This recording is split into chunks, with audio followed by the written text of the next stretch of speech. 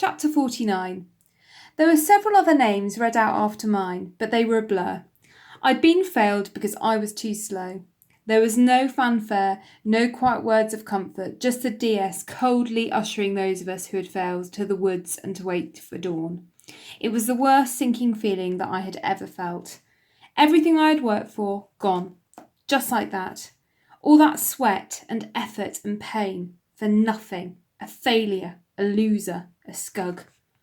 In the twilight, I sat on my pack in the woods with the 10 of the other failed recruits, and I couldn't hold back the silent tears from rolling down my cheeks. I didn't care who saw me. Never had I worked so hard for something. Never had I given so much of myself, and all for nothing. Through my tears, I could see the distant figures of Trucker and the remaining few others silhouetted on the skyline as they climbed into the darkness at the start of their night march. Trucks had put his arm around me earlier. He looked so sad for me. But there was nothing he could do or could say. That night, I just lay there feeling utterly alone. I was tucked under the shelter of my bivvy, safe from the driving rain, yet I wanted to be out there, out in that rain, out in the mountains, doing what I had set out to do, passing, not failing. I never knew that being dry and warm could feel so awful. So much of my life had been privileged. I'd never really had to work that hard for anything. I had grown up with loving parents with food on the table, warmth and clothing in abundance. Yet I felt uneasy with all that, almost guilty. I wanted to work hard. I wanted to prove myself somehow worthy of the good things I had known. If only to know that I possessed some grit and fortitude. All I had done was to remind myself that I had neither, and that hurt. The next few weeks were a real struggle. Mental turmoil was a new emotion for me, and not a fun one. I felt I'd let myself down, and that I had wasted 4 months of my life to cold, hard misery, and all for nothing. I was depressed and felt useless, and that was on a good day. The only silver lining was that my squadron training team had invited me back to try once more, if I wanted to. It would involve going all the way back to the start, day one. It was a truly horrendous concept. But they didn't invite people back who they didn't feel potentially had the right attitude or the abilities to pass. That was some small glimmer of hope at least. At this point, my greatest enemy was myself. Self-doubt can be crushing, and sometimes it's hard to see outside the black bubble. I tried to look at the situation objectively. I'd failed selection only a third of the way through the course. What chance did I really have of passing if I tried again? My family said that maybe it wasn't meant to be, and that I gained an invaluable experience from it. This just made me feel worse. Yet through it all, a little part of me deep down believed that I could do this, that I was capable of passing. It wasn't a big part of me, but it was an ember. Sometimes an ember is all we need. Chapter 50. Our achievements are generally limited only by the beliefs that we impose on ourselves. If we tell ourselves often enough that we don't have what it takes, then that will inevitably become reality. But I also knew if I could somehow replace my doubt with hope, my fear with courage, and my self-pity with a sense of pride, then I just might be able to do this. It would involve paying a huge price in sweat, hard graft. It would involve having to train longer and harder than ever before. And the mind would have to drive it all. It was a decision I had already made years earlier. Ed Ames, one of my oldest, closest friends, told me simply, so often God's callings have a birth, a death, and then a resurrection. I'd had the birth, and I'd got stuck into selection. I had the death at that fateful dam in the Welsh mountains. Now was a logical time for the resurrection. If my faith stood for anything, it was about this. Miracles really can happen. So I made the decision to try again. This time, though, I would be doing it alone. I knew that support from my friends and family would be less forthcoming, especially from Mum, who could see the physical toll that just 4 months had taken. But I felt deadly serious about passing this properly now, and I somehow knew that it was my last chance to do it, and no one was going to do it for me. Some 2 weeks later, I listened to a mumbled message on my answer phone from Trucker. He got lost on the final part of the march. After hours of wandering aimlessly in the dark and out of time, he had finally been found by a DS in the Land Rover out to look for stray recruits. Trucker was dejected and tired. He too had failed the course. He went through the same struggle over the next few weeks that I had, and like me, he was invited by the squadron to try again. We were the only two guys to have been asked back. With greater resolve than ever, we both threw ourselves into training with an intensity that we had never done before. This time, we meant business. We both moved into an old, secluded, rented farm cottage some 6 miles out of Bristol, and, Rocky style, we started to train. The next selection course, of which 2 are run annually, was just about to start, and just like in Groundhog Day, we found ourselves back in that old dusty gymnasium at the squadron barracks, being run ragged by the DS. There was a whole other bunch of hopefuls. They would diminish at a startling rate. We had seen it happen before. This time, though, we were there as the old hands, and it helped. We knew what to expect, the mystique had gone, and the prize was up for grabs. That was empowering. As it was now winter time, and winter selection is always considered the tougher course because of the mountain conditions, I try not to think about this. Instead of the blistering heat and midges, our enemies would be the freezing, driving sleet, the high winds, and the short daylight hours. These made Trucker and me look back on the summer selection days as quite balmy and pleasant. It's strange how accustomed to hardship and how what once seemed horrific can soon become mundane. The DS had often told us, if it ain't raining, it ain't training. And it rains a lot in the Brecon Beacons, trust me. I recently overheard our middle boy Marmaduke tell one of his friends that this SAS mantra, the other child was complaining that he couldn't go outside because it was raining. Marmaduke, aged 4, put him straight. Priceless. The first few weekends progressed and we shone. We were fitter, stronger and more confident. Just come out and interview for you.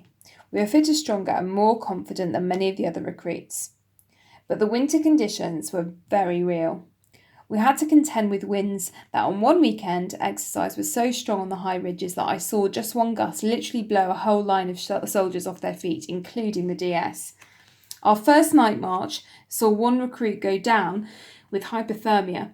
Like everyone else, he was wet and cold, but in the wind and whiteout, he had lost the will to look after himself and to take action early. He'd forgotten the golden rule of cold, which the DS had told us over and over. Don't let yourself get cold. Act early while you still have your senses and mobility. Add a layer, make shelter, get moving faster. Whatever your solution is, just do it. Instead, this recruiter just sat down in the middle of the boggy moon grass and stopped. He could hardly talk and hardly stand. We all gathered round him, forming what little shelter we could. We gave him some food and put an extra layer of clothing on him. We then helped him stagger off the mountain to where he could be picked up by a Land Rover and taken to base camp where the medics could help him. For him, that would be his last exercise with 21 SAS and a harsh reminder of the struggles of selection to go beyond the demons in your head. You have to be able to survive the mountains, and in winter that isn't always easy. One of the other big struggles of winter selection was trying to get in the warm in the few hours between the marches. In the summer, it didn't really matter if you were cold and wet. It was just unpleasant rather than life-threatening. But in the winter, if you didn't sort yourself out, you would quickly end up with hypothermia, and then one of two things would happen. You would either fail selection, or you would die. Both options were bad. Chapter 51. Second time around, I could sense that I was stronger. I found my mind and body coping better in comparison to my first attempt, and I was now one of the front runners at the end of the march.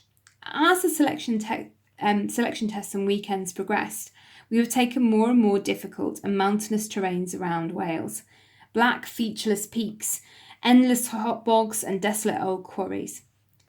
I spent hour after hour, day after day, slogging around these mountains in the cold and driving rain. I would have had the hood of my army-issue jacket wrapped up tight as I steadily plodded onwards towards the next checkpoint, mumbling to myself, humming to myself, and pushing myself ever onwards. The worse that the conditions got, the more I had to learn to ride them out.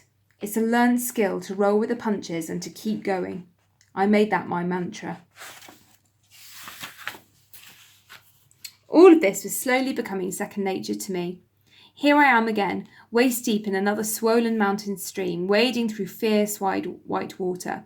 or I'm kicking my boots in the cold mud of another steep mountainside as I carefully traverse a sheer face in the dark. I am negotiating a narrow, slippery log across a gorge. It is dark and wet, and I am weighed down under my pack, belt kit and weapon. I am tired, but I keep going. But the worst bit was always the waiting, lying in the cold, wet marshland, trying to snatch a few hours' rest in between the marches. Keep wiggling those toes, keep smiling, keep focused on the next task, and you can do this, Bear. And slowly I did, week after week after week. By the end of the final test of the Hills phase, there were only a handful of us left from our squadron.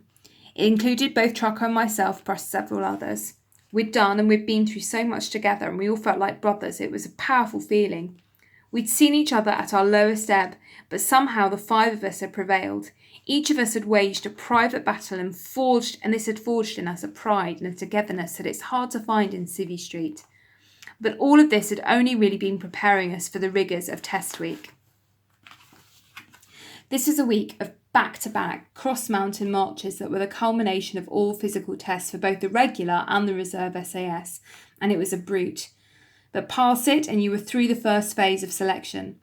For the duration of this test week, we would be based from SAS HQ, and 3 SAS regiments, 21, 22, 23 SAS, would converge together for it.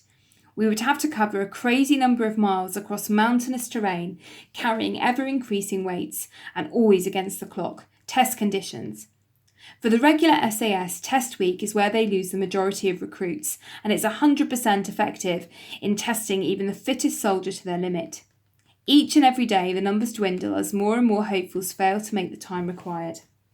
Bearing in mind that after each weekend so far, I had invariably been hobbling for a day or so afterwards on swollen feet, the prospect of doing 6 marches back to back over much greater distances and with much greater weight filled me with terror.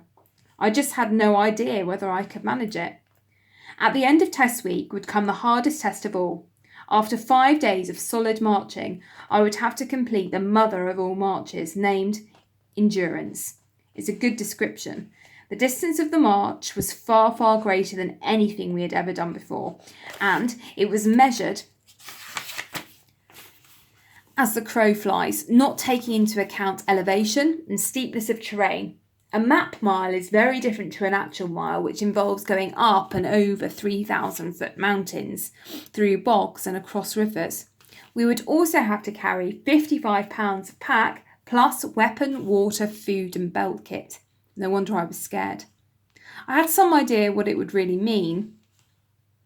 That Friday, the 5 of us sat cramped on the top of all of our kits in one long wheelbase Land Rover. We pulled out of our Welsh barracks and headed north into the unknown. When we arrived at our destination, we were all ushered into a large, stark briefing room full of hardened, weathered-looking soldiers. The 22 SAS chief instructor in his broad Yorkshire accent told us simply that selection's grim reaper would likely claim the vast majority of us over the next 6 days, but that if we wanted it bad enough, then it was there for the taking. You've got to want it in there though, lads, he continued, thumping his chest. It's all in here. Okay, first parade is at 0500 hours tomorrow morning. Further instructions will be posted on the notice board each evening. Good luck. And with that, he turned and left us to settle in. Chapter 52. I carefully packed my kit into the locker. I set my alarm and tried to sleep. In truth, I had never felt so nervous. The whole billet was up early, long before dawn. Every soldier was here for one purpose, to prove that they could do the distances and do the times. Everything that we had gone through so far was purely preparation for these next 6 days. There would be no battle PT, no beastings, no bullshit, barrack cleaning or shouting. It wasn't needed. The weights, the distances and the clock would dictate whether we passed or failed. At the end of test week, the SAS would have a small group of self-motivated, capable, fit soldiers. They would be the raw material that the SAS would then take and mould. The SAS would teach these few how to soldier in a whole new way, unconventional, highly specialised and highly trained. I went into the cookhouse and ate as much breakfast as I could get down me. I would need every ounce of that energy today. The notice board had told us the weights that our packs needed to be that day. We were expected to wear our packs ourselves and be ready on parade at the correct time. Again, no one was treated like a kid here. It was all about self-discipline. At 04:55, I glanced down the line of us on parade. Almost every soldier was dressed slightly differently. Basic kit was the same, but boots, hats were down to the individual. The SAS want individuals, and they never try to discourage that spirit. Every soldier has worked hard to be there, and they've earned the right to choose their boots. We each knew the kit we liked. We each had our own personal take on what worked best, myself included. We all stood quietly at ease, our big green packs leaning against us like ball and chain around a prisoner's ankles. The DS quietly checked and weighed our packs in turn before sending us to the armoury to draw our weapons. These were old standard issue SLRs, but with a twist. Instead of having bolt actions and working parts inside them, they were welded shut with steel. Nice touch, I thought. We were then loaded into the 4-ton trucks which rumbled out of the barracks towards the mountains. It was dark. We still had no idea where we were going. I just sat in nervous anticipation. Eventually, the truck rumbled off the road and ground to a halt with a hiss of air from the brakes. I looked out. I knew enough now to recognise that we were in that horrible moongrass region. I should have guessed. An hour and a half of fumes and nerves, though, had taken its toll, and I felt pretty sick. I got off the truck and suddenly vomited all over the ground. All I could think about was all that valuable energy I desperately need all day being wasted. My confidence was at rock bottom at this point as I sat waiting to be called forward and given my first map grid reference. All those old doubts came flooding back. I just felt suddenly way out of my depth. I wasn't a Marine or a hardened soldier of any sort. I was pretty damn wet behind the ears in every respect, and I knew it. I breathed deeply as I stood in line.